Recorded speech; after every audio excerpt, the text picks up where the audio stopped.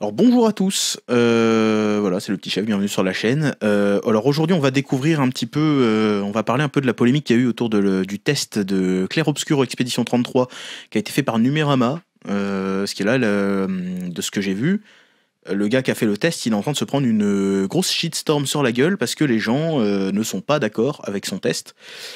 Et je trouve que ça va un petit peu loin.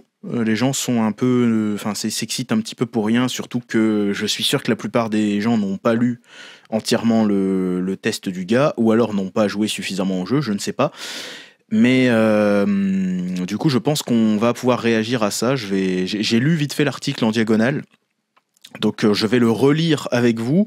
Et ce que je vous propose, c'est de réagir point par point à ce que le test va dire. Donc on va le lire ensemble. Et je vais réagir à ce que le gars dit dans son test. On va voir ensemble si est-ce que son test est justifié, est-ce que le gars il se fait bâcher pour rien, est-ce que les gens ils ont raison de gueuler pour ce test, est-ce que ce test est si scandaleux que ça. Alors spoiler, je vais vous dire tout de suite non, mais on va le regarder ensemble, comme ça on va pouvoir le voir. Voilà, on va essayer d'être plus neutre.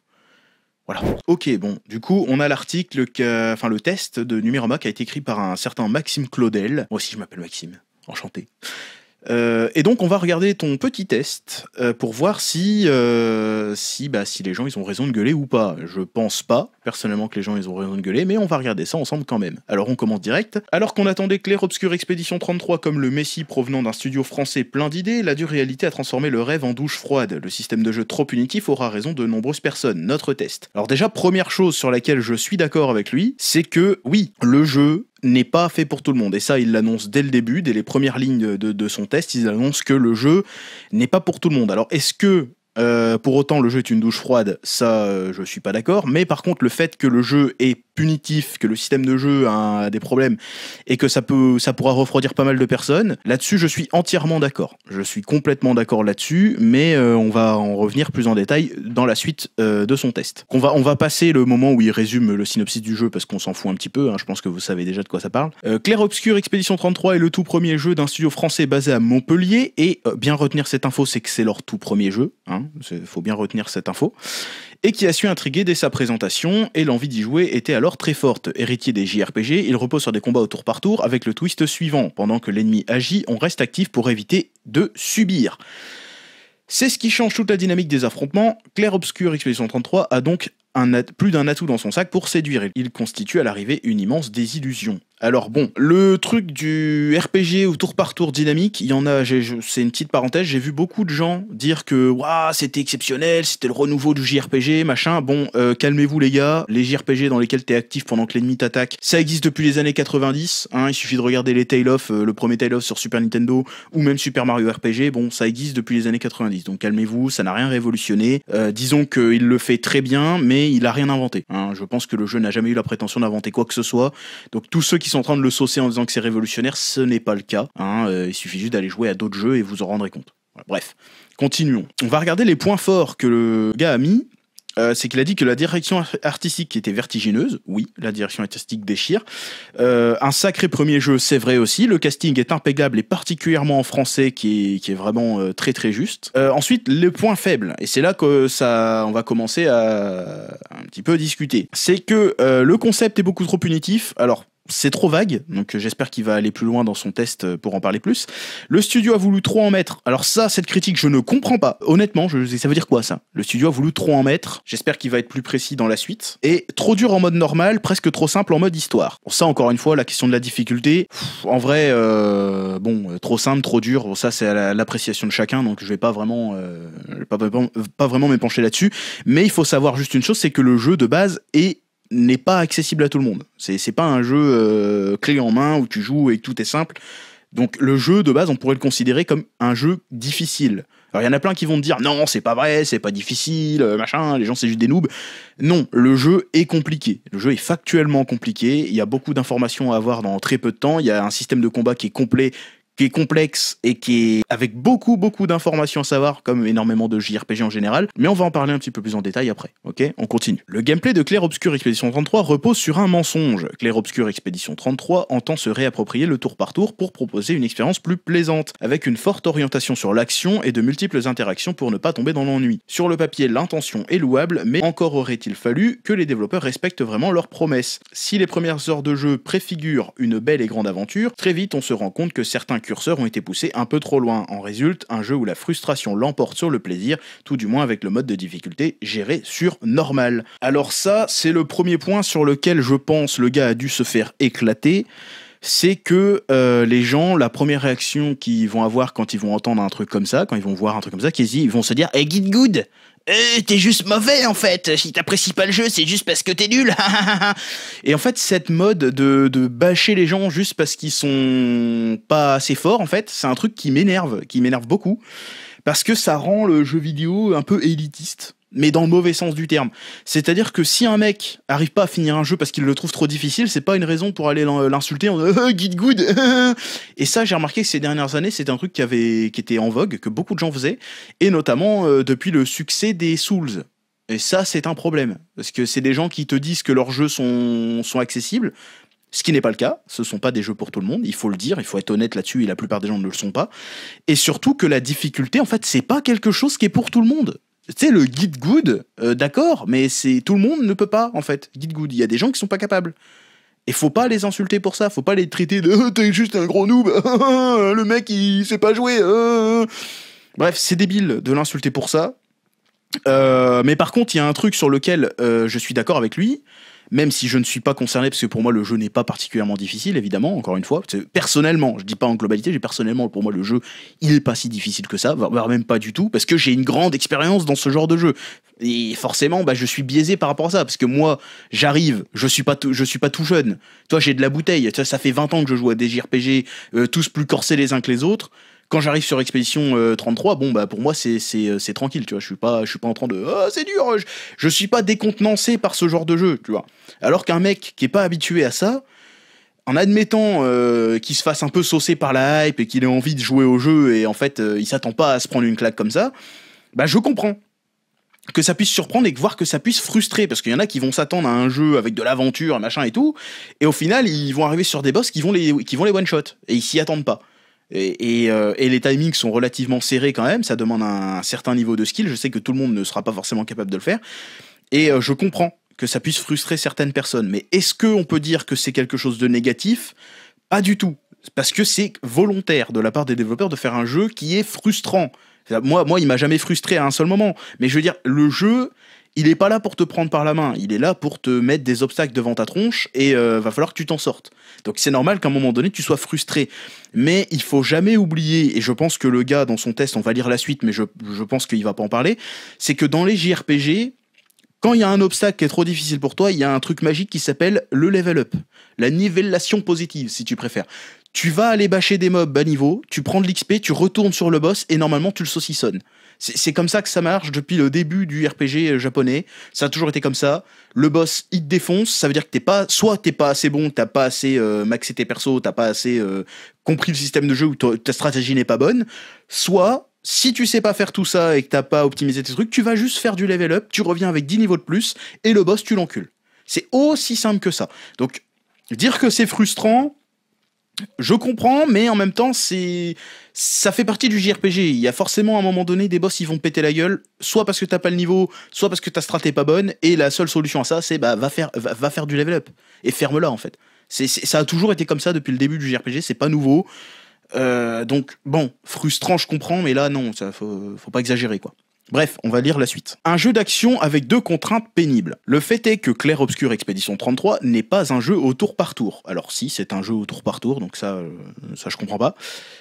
C'est davantage un jeu d'action avec 2 contraintes pénibles, des séquences au tour par tour bien sûr, mais aussi l'immobilisation de ses personnages. Dès lors, quand le studio indique dans les paramètres que les parades et les esquives sont recommandées, c'est faux.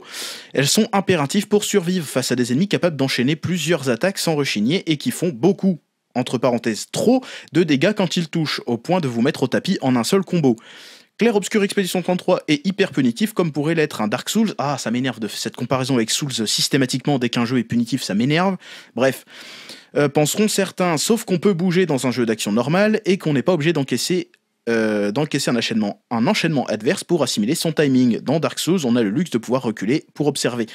Alors ça, c'est en partie vrai. C'est en partie vrai, cette critique-là, je la comprends. Par contre, dire que c'est un jeu d'action en tour par tour, enfin, c'est un jeu d'action et que c'est juste des contraintes, ça non.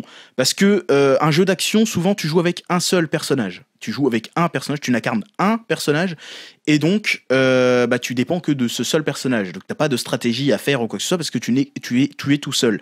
Dans un jeu au tour par tour, tu peux mettre en place des stratégies au cours de ton tour de jeu. Et c'est ça l'intérêt du tour par tour, c'est que tu peux faire une équipe et contrôler ton équipe en une seule fois, tu vois, tu contrôles toute ton équipe, et donc ça permet de mettre en place des stratégies. Un jeu d'action, tu peux pas faire ce genre de truc. T'es obligé de stopper l'action pour pouvoir faire ce truc. Il suffit de regarder des jeux qui ont voulu rendre leur RPG plus action, des jeux comme FF7 Remake ou même FF15 par exemple, qui avaient voulu faire ça, qui avaient voulu dynamiser la formule.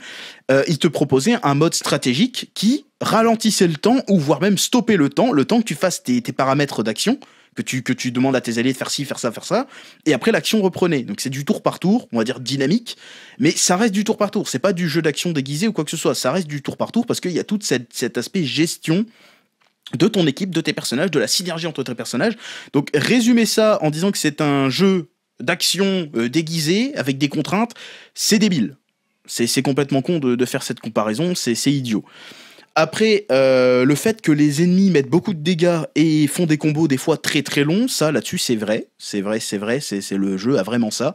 Des fois t'as des ennemis qui te mettent plus de 15 coups pendant un combo, voire des fois plus. Là, hier j'ai affronté un boss qui m'a mis pas loin de 30 coups d'affilée, que j'ai réussi à tous parer, mais c'était compliqué quoi. Donc je comprends que ça puisse frustrer, et c'est vrai là-dessus que quand on te dit que les esquives sont recommandées, en vérité non, elles sont nécessaires, genre elles sont obligatoires, elles sont absolument obligatoires. Tu dois esquiver, contrer, sauter, parer si tu veux réussir à survivre dans ce jeu. Ça fait partie intégrante du système de jeu. Par contre, ce qu'il oublie de préciser, c'est que les parades sont quelque chose de difficile, parce que les parades nécessitent un timing beaucoup plus serré, alors que les esquives sont très très très permissives. Tu peux esquiver bien une bonne seconde avant que l'ennemi te tape, et tu vas esquiver le coup, tu vas pas prendre les dégâts. Donc il y a un système de risk-reward qui est vraiment bien foutu dans le jeu, et je trouve que c'est un petit peu malhonnête de pas en parler, de mettre que l'accent sur le fait que les ennemis, s'ils te tabassent, tu meurs. Parce que c'est vrai, les ennemis, quand ils te tabassent, C'est rare de tomber sur un ennemi qui va te foutre un combo et que tu vas survivre.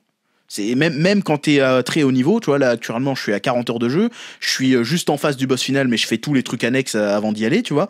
Il y a encore des ennemis, ils me mettent un combo, si j'esquive pas, je suis mort. Alors que je suis niveau 67, je crois, un truc comme ça. Et les ennemis, c'est pas des ennemis qui sont à mon niveau, c'est-à-dire je peux les one-shot. Mais par contre, si jamais je prends un combo, je vais crever. Si jamais j'esquive pas ou je vais mourir. Alors que je dois avoir 30 niveaux de plus que la zone machin. Donc là-dessus, je comprends. Qu'on puisse trouver ça, qu'on puisse critiquer ce truc-là, mais en même temps, le jeu a été conçu autour de ça, donc c'est un peu débile de dire c'est pas bien, ça fait partie intégrante des trucs comme ça. Donc bon, après tout, pourquoi pas. Mais c'est vrai que là-dessus, le scaling au niveau des dégâts, on en est à un point, et ça c'est un point négatif que je pourrais donner à Clair Obscur, c'est que en fait les stats de défense et de PV ne servent quasiment à rien en fait, parce que les ennemis mettent tellement de dégâts, même en mode normal, parce que moi je joue en mode normal, j'ai pas joué en mode difficile, je ferai peut-être une New Game Plus en difficile, mais ça je verrai plus tard. Même en mode normal, comme je vous disais, quand t'arrives dans des zones où normalement tu mets un coup à un ennemi, tu le one shot, l'ennemi peut quand même te buter toi avec un combo.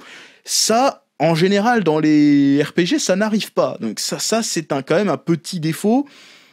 Mais en soi, bon, c'est pas si dramatique que ça. Mais le problème, encore une fois, c'est que les stats de PV ou les stats de défense ne servent presque à rien. Parce qu'en fait, t'auras beau maxer ta défense. Par exemple, moi j'ai un perso qui est maxé en défense. Quand il prend un combo, il est à ça de crever, voire il meurt.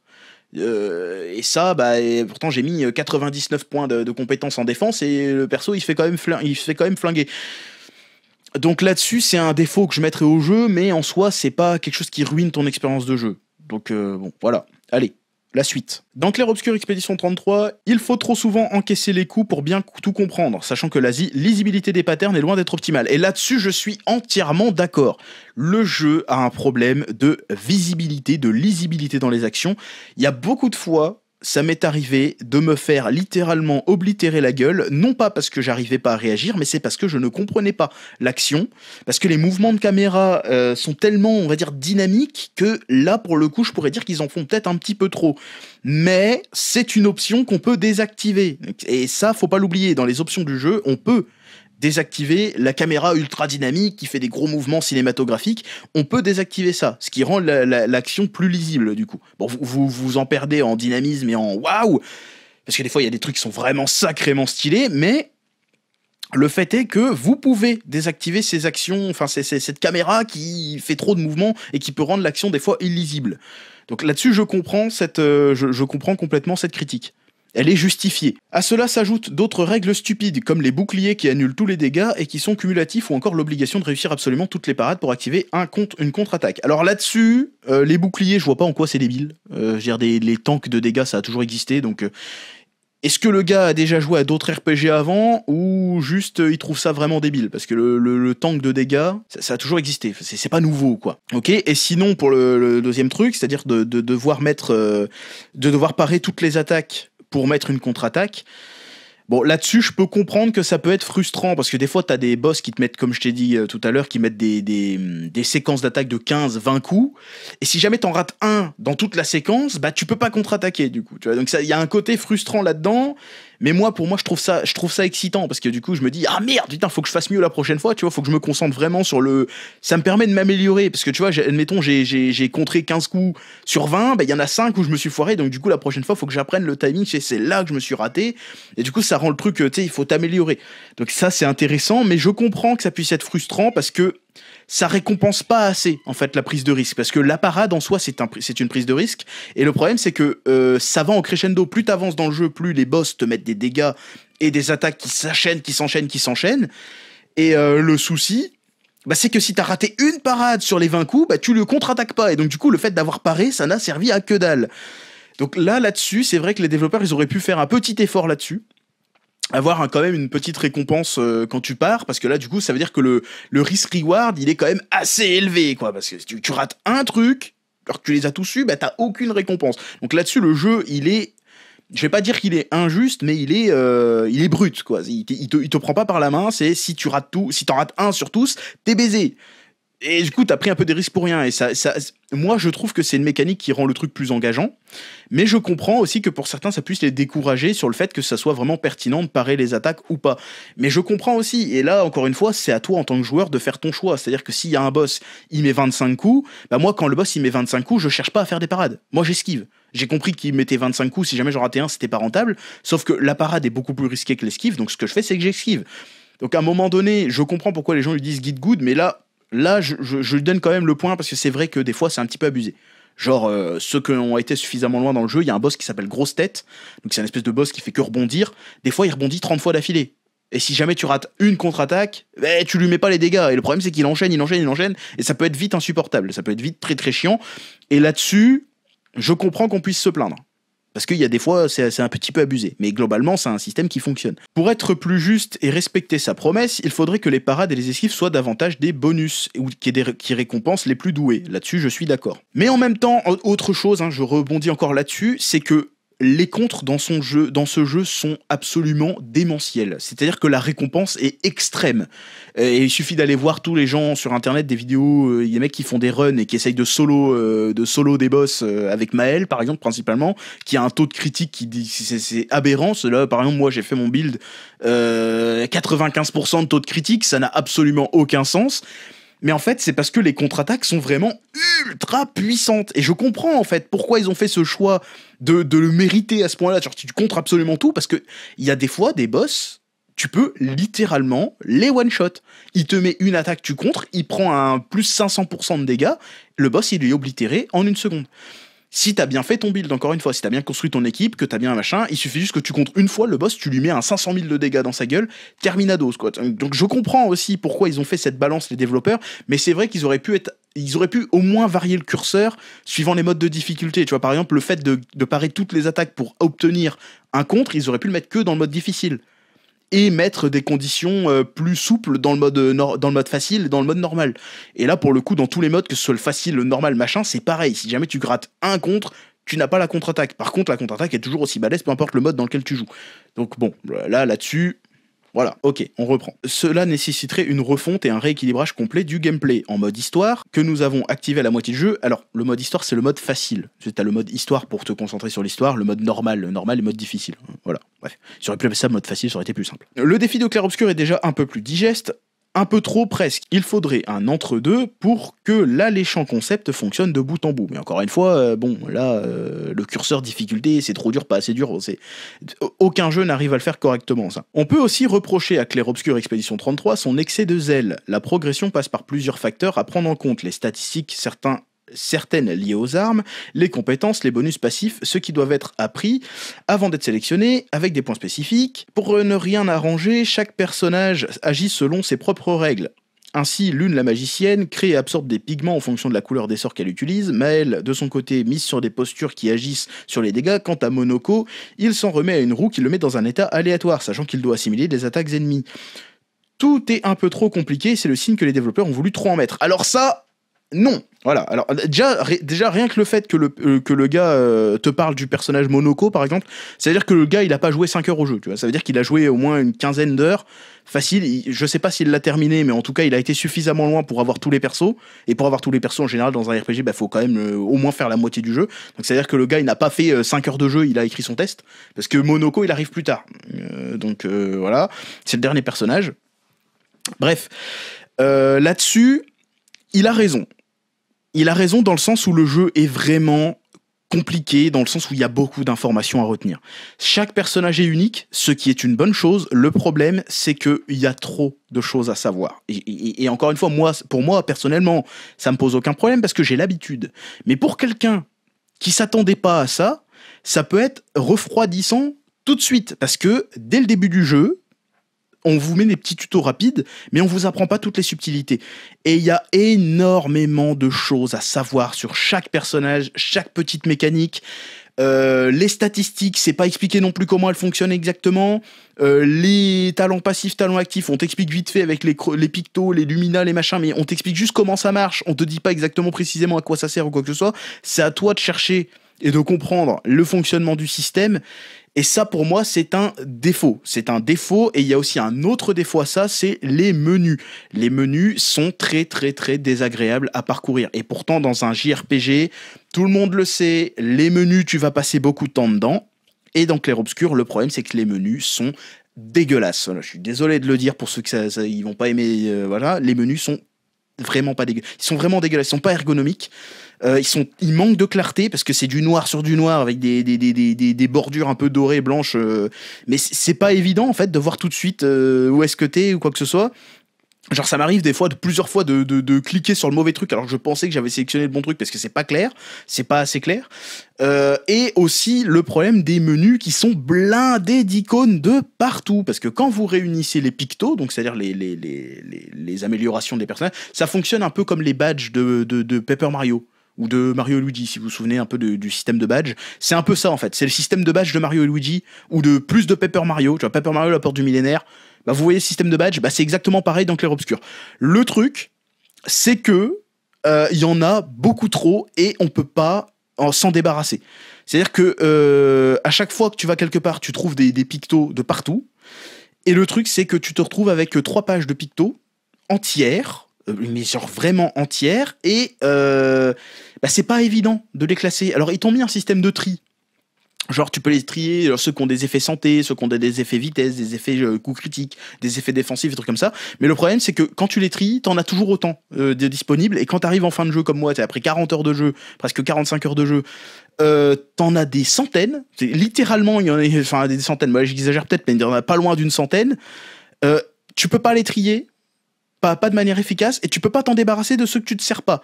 Donc du coup, tu te retrouves avec un menu dans lequel tu passes au moins facile 20 minutes à chaque fois que tu veux sélectionner un truc correct, parce qu'il faut pas oublier que dans un RPG comme ça, il faut toujours penser aux conséquences et construire ta stratégie. Et le truc, c'est que tu vas sélectionner un picto, déjà il va falloir le retrouver dans la liste, ce qui est pas évident, parce qu'ils ont tous des noms, voilà. Il va falloir de regarder les effets passifs et les effets actifs, il va falloir gérer les lumina, il va falloir gérer les capacités de ton personnage, et tout ça, tu vas faire beaucoup de menuing. Et le souci, bah, c'est que c'est le bordel. Dans les menus de clair-obscur, c'est le bordel. Et ça, c'est encore un point qui peut freiner les gens qui s'attendaient pas forcément à ça et les gens qui sont pas habitués, voire les gens qui n'aiment tout simplement pas ça. Parce que c'est un truc qui est vraiment propre au JRPG, mais après, il y en a qui le font bien, il y en a qui le font moins bien. Mais Clair-Obscur a un défaut majeur là-dessus, c'est son menuing est absolument exécrable. Il est dégueulasse, il est pas ergonomique, on comprend pas tout ce qui se passe, les choses, il manque de clarté, ça manque d'explication, et je comprends qu'on puisse noter ça comme étant un point négatif. Moi, je le mets comme étant un point négatif, personnellement. C'est un gros problème. Et encore une fois, pour moi, ça, c'est une erreur de débutant. Alors, j'ai cru entendre que les développeurs, c'était des anciens d'Ubisoft ou je sais pas quoi. Ça reste que c'est quand même leur premier jeu en tant qu'indépendant. Et c'est clairement une erreur de débutant. Avoir un menu foutu comme ça, c'est une erreur de débutant. C'est un premier jeu, donc on va dire que je suis tolérant, parce qu'il y a des jeux que j'ai abandonnés à cause de ça. Il y a beaucoup de jeux que j'ai lâchés parce que le menu était exécrable et que je trouvais ça insupportable et que j'avais pas envie de m'infliger ça. Bon, là, il se trouve que Clair-Obscur, pour moi, il vaut le coup de s'infliger ça, mais à condition que tu aimes ce genre de jeu, parce que si t'aimes pas ce genre de jeu, bah tu vas pas t'investir 20 heures à machin. Et encore une fois, moi, après 40 heures, je suis même pas sûr d'avoir maîtrisé à 100% les menus et toutes les subtilités du jeu, tu vois, alors que j'en suis à la fin. Donc, bon, voilà. Ça, c'est un défaut et je comprends pourquoi il met ça en tant que défaut, parce que c'en est un. Objectivement, c'est un problème. Avoir des menus et trop d'informations en même temps, ça rend le truc difficile et complexe.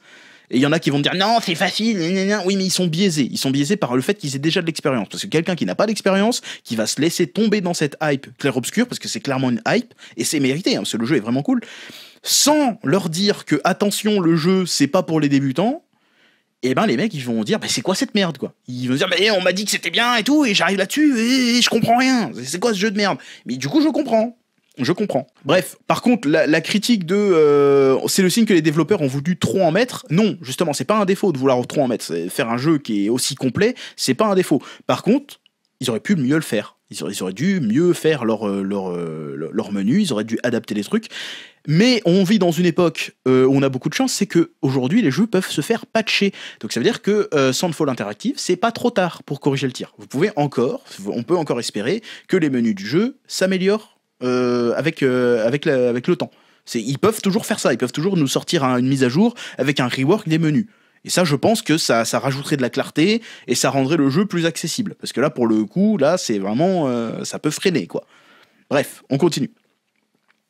Artistiquement, Clair-Obscur Expédition 33 est une claque. Oui, c'est vrai. Il est quand même dommage de constater que le gameplay de Clair-Obscur soit autant une déception. Je ne suis pas d'accord, mais voilà, je comprends. Car sur la forme, le titre de Sandfall Interactive est un vrai bijou. Il raconte une histoire captivante, mature et profonde, articulée autour d'une troupe de héros qui se jette dans une quasi-mission suicide. C'est vrai que c'est vraiment bien foutu. Sans trop en dire, il y a une forme de mélancolie qui se dégage du récit, qui s'appuie sur une mise en scène soignée, une narration très poussée et des dialogues ciselés. Par contre, il y a un truc qu'il a oublié de parler, c'est que les animations faciales des personnages pendant les cinématiques sont extrêmement vivantes. C'est un truc que j'ai pas vu beaucoup de gens en parler, mais j'ai rarement vu dans des jeux de ces dernières années avoir des expressions faciales aussi saisissantes. C'est-à-dire dans le sens où c'est pas forcément la meilleure animation du monde, mais genre, ils sont tellement bien faites que on dirait des gens qui parlent. La performance capture, ça existe depuis longtemps. Tu sais, des capturages de visage, tu regardes des horizons, des machins, et leurs visages sont bien. Mais les expressions, les petits rictus, les petits tics visage, notamment sur le personnage de Gustave, on le voit dès le début, on voit les mimiques des persos, et ça les rend ultra vivants, bien plus que dans plein d'autres jeux. Et pourtant, tu regardes, je sais pas, des jeux comme, God of War, avec des cinématiques de fous furieux, et ben ils ont pas ce truc. Ils ont pas ce petit truc qui fait que vraiment... Tu sens que les persos, tu sais que c'est des gens qui ont une conversation, en fait. C'est un truc qui est très humain, que je trouve qu'on retrouve rarement dans les jeux. Et ça, c'est à mettre en avant. Et j'ai pas vu beaucoup de gens en parler de ce truc, donc j'en parle.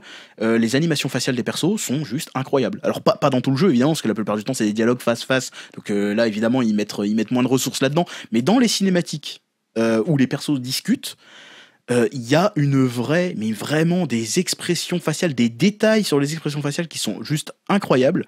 Tu sais, des petits rictus que en général dans les jeux tu vois pas, mais tu sais, dans la vraie vie tu le vois. Genre les gens qui font des petits des trucs comme ça. En général dans les jeux il y a pas ça. Alors que là il y en a, et tous les persos ont ça. Ils ont tous leur personnalité dans le visage. Parce que là où tu pourrais avoir dans la plupart des jeux, là, tu sais, t'as le perso, il a sa personnalité, il parle, machin, il a ses actions et tout, mais c'est pas dans le visage que tu vois sa personnalité. Alors que là, clairement, c'est une particularité que j'ai trouvée dans ce jeu, c'est que les expressions faciales sont vivantes, mais vraiment, vraiment vivantes. Je sais pas si vous voyez ce que je veux dire. Allez regarder, vous allez voir. Bref, on continue.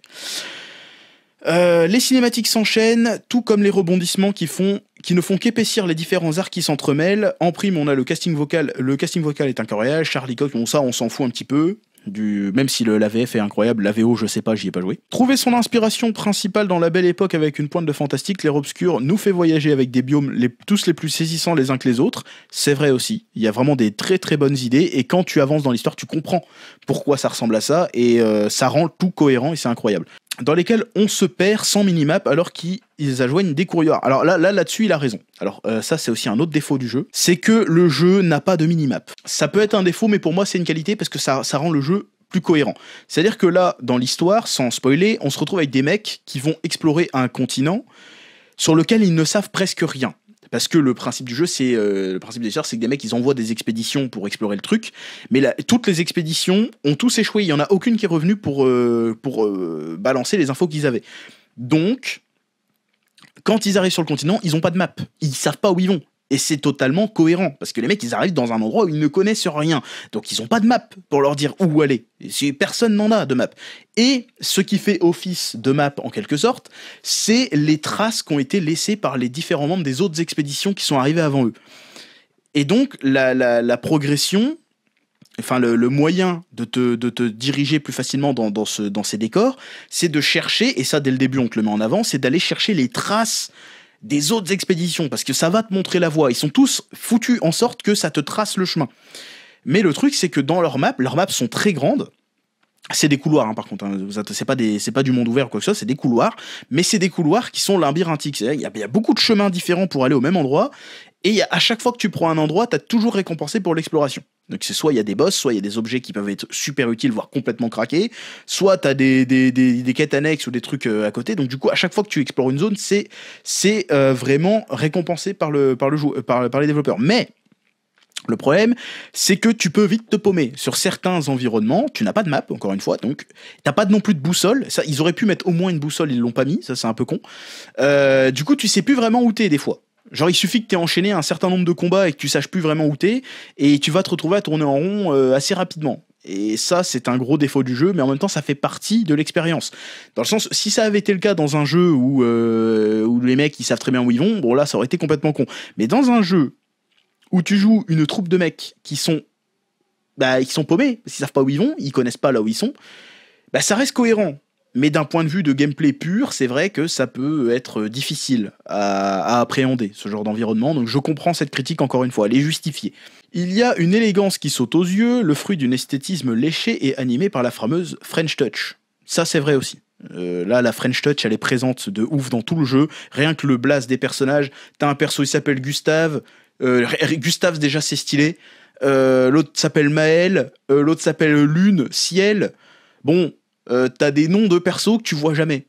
Tu vois, Sophie, Maxime, machin, t'as que des prénoms comme ça, et là tu sens c'est la France, tu vois. Ça c'est Baguette, oui Baguette. Et ça fait super plaisir.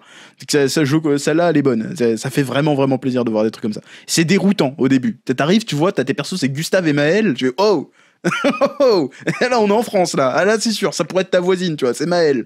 Pourquoi pas?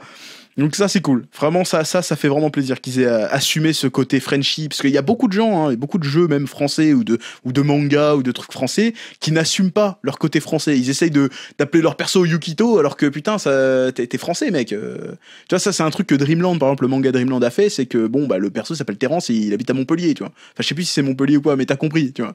Alors que la plupart du temps ils assument pas. Et là c'est bien qu'ils aient assumé Gustave, Maël. Ça c'est nickel, c'est parfait ça. Renoir, il fallait le faire ça. Ça c'est cool.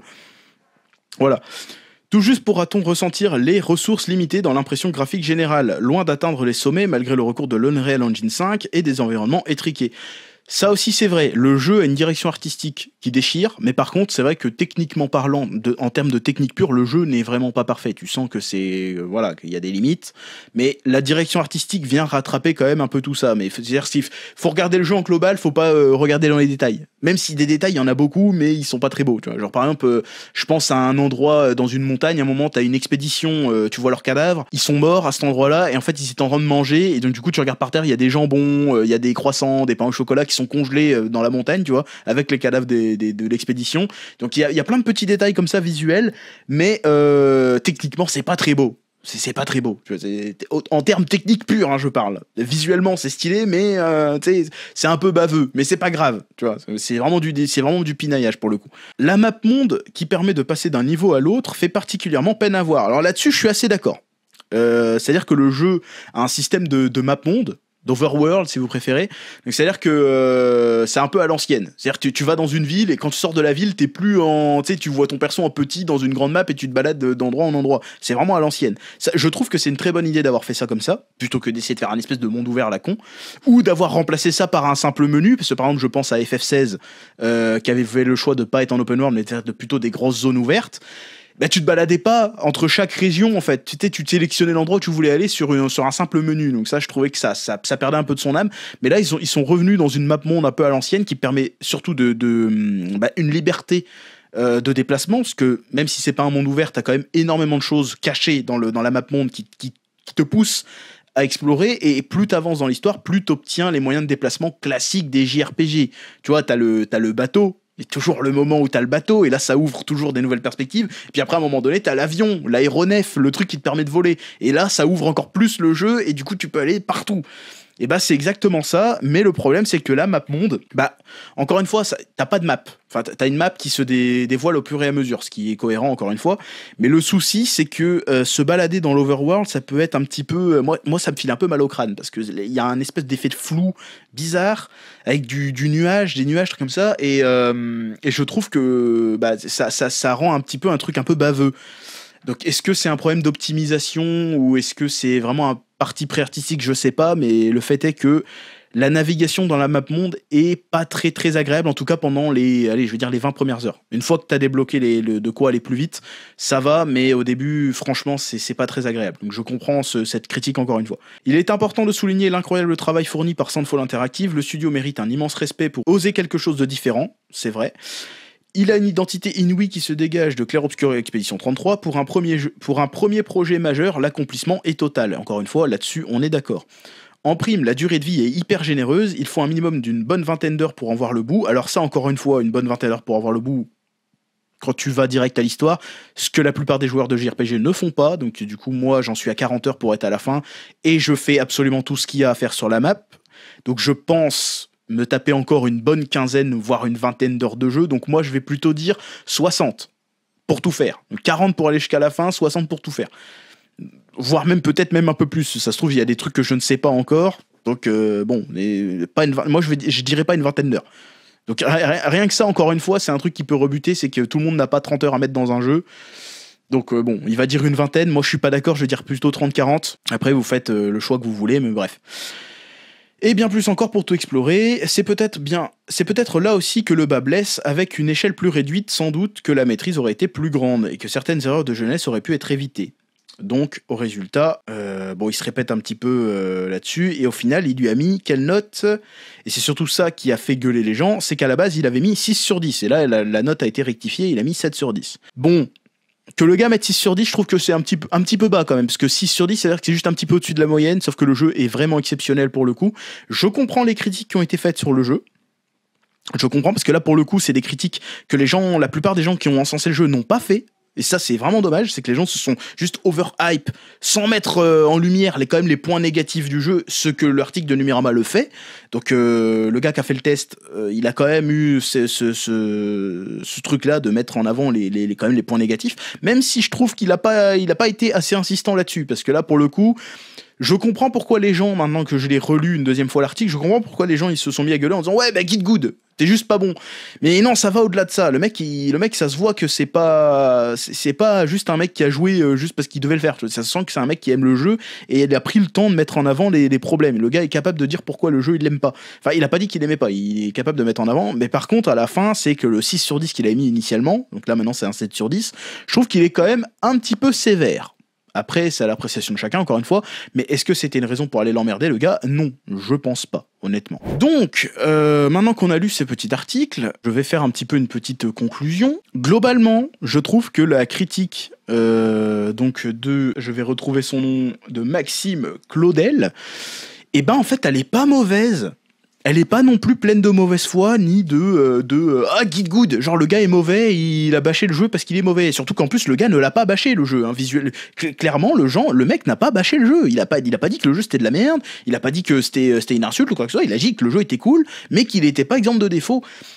Moi, ce que je pense qu'il aurait pas dû faire, c'est mettre une note aussi basse, parce que 6 sur 10, c'est vraiment, encore une fois, c'est sévère, parce que c'est genre un point au-dessus de la moyenne, alors que le jeu mérite amplement un 8 sur 10. Facile. Sur tous les points qu'on a cités, pour un premier jeu, le jeu mérite clairement son 8 sur 10.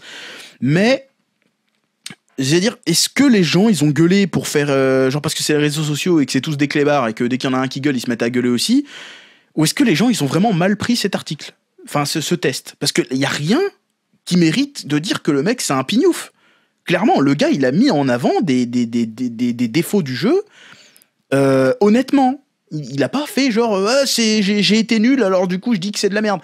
Ça se sent que le gars c'est pas forcément un pignouf, tu vois. Je dis pignouf pour être poli, mais du coup je comprends pas. Je comprends pas pourquoi les gens ils ont gueulé. Je comprends pas pourquoi les gens sont venus l'emmerder par rapport à son test, parce que son test est vraiment correct. Du coup, je sais pas. Et là, je me pose la question, est-ce que c'est pas un problème de hype, en fait, qui est vraiment lié aux réseaux sociaux, tout ça?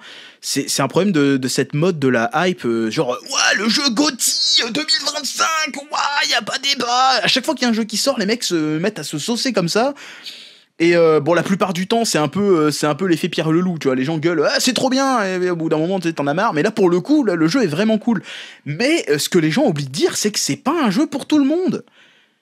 Et ça me rappelle un peu la période de sortie d'Elden Ring, par exemple, où à chaque fois qu'un Souls, qu'un FromSoft sort ou un Souls-like sort, c'est que les gens ils disent c'est trop bien, meilleur jeu, meilleure direction artistique, truc de fou furieux, machin, tu dois trop y jouer, meilleur jeu. Et si jamais tu dis que le jeu a des défauts, bah tu te fais insulter.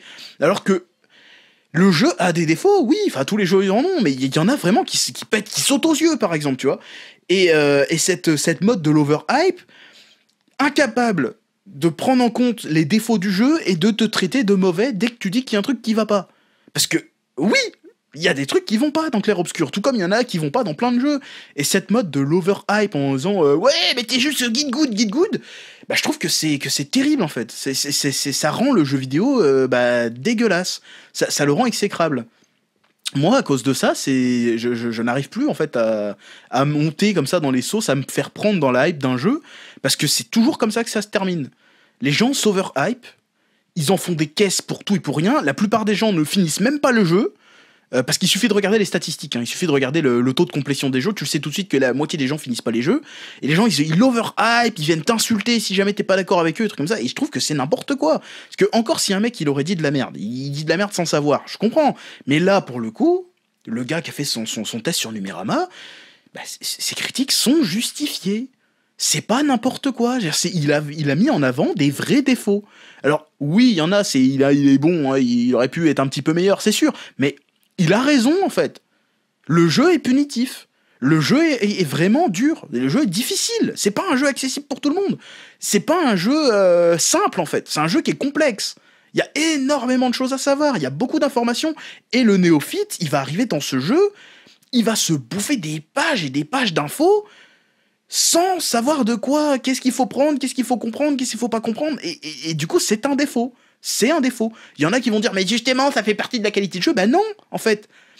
Non, et je comprends qu'on puisse dire, ouais, mais un jeu pour tout le monde, c'est un jeu pour personne, machin, il faut qu'il... Ok, mais ça, c'est pas pour autant qu'il faut laisser passer des jeux qui ont des trucs désagréables, notamment des interfaces dégueulasses, parce que l'interface de Clair Obscur, elle est dégueulasse. Le jeu a bien des qualités, mais ça, par contre, c'est un défaut. Son interface est ignoble. Et il y a beaucoup de choix de game design qui ont été faits, qui auraient pu être mieux faits, qui sont vraiment discutables, notamment le système de contre et tout ce qui va avec, qui aurait pu être quand même un peu mieux jaugé. Donc le jeu, globalement, moi je tombe exactement sur la même conclusion que ce bon Maxime Claudel, qui a fait son test sur Numerma, qui en a pris plein la gueule alors que ça méritait pas.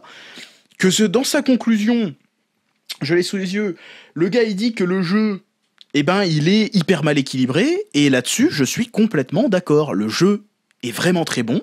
C'est exactement ce que le gars dit, le jeu est vraiment très bon, mais il a beaucoup de problèmes qui sont très certainement dus, et je suis d'accord avec lui, qui sont très certainement dus au fait que c'est leur premier jeu, aux gars. Alors, comme pour un premier jeu, bravo les gars, hein, franchement, chapeau, mais le jeu a bien des défauts, et je comprends que ça puisse rebuter beaucoup de gens, et ce serait bien que plus de gens le fassent, parce que j'ai vu beaucoup de youtubeurs, de streamers, machin, encenser le jeu, machin, le sucer en disant « Ouais, c'est incroyable !» Je comprends pourquoi vous avez dit ça, parce que je me suis pris la claque tout pareil que vous. Mais à un moment donné, en tant qu'influenceur, machin, vous avez un petit peu une responsabilité, même si, bon, en vrai, faites ce que vous voulez, on s'en fout, mais je veux dire, c'est... Vous êtes vecteur de ça, de cette hype, de ce truc. Essayez d'être un petit peu, tu sais, de mettre au moins en avant certains points négatifs, quoi. Parce que le problème, c'est que après, quand il y a un mec qui ose, il se fait déboîter la gueule. Alors que ça mérite pas, clairement, là, ça mérite pas. Est-ce que les gens, ils ont vraiment lu sa critique? Parce que ça mérite pas de se faire éclater comme ça.